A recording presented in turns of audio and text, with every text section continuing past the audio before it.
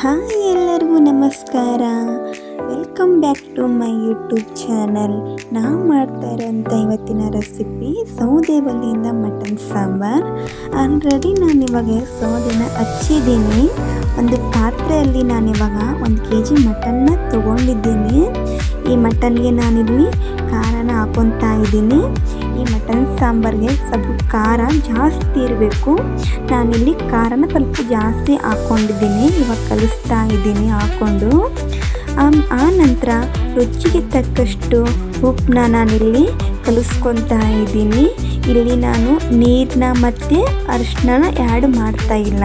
ಬರೀ ಖಾರ ಮತ್ತು ಉಪ್ಪನ್ನ ಅಷ್ಟೇ ನಾನು ನೆನೆಯಕ್ಕೆ ಬಿಡ್ತಾ ಇದ್ದೀನಿ.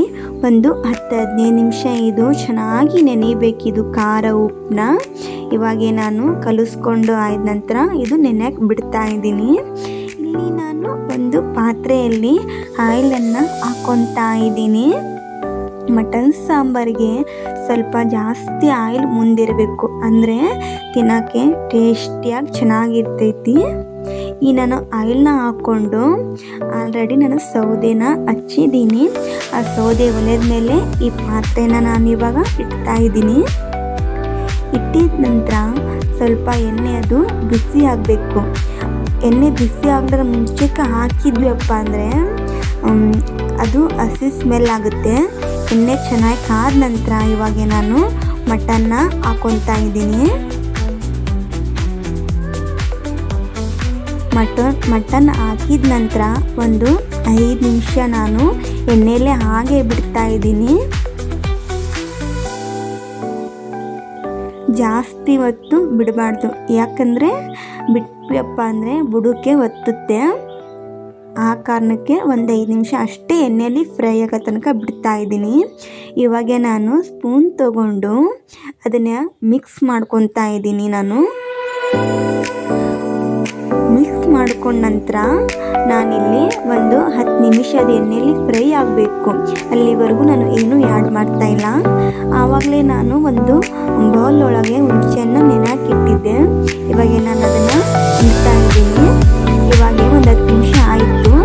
ಇವಾಗ ನಾನು ಇದಕ್ಕೆ ಹುಣಸೆಹಣ್ಣು ಆ್ಯಡ್ ಮಾಡ್ತಾ ಇದ್ದೀನಿ.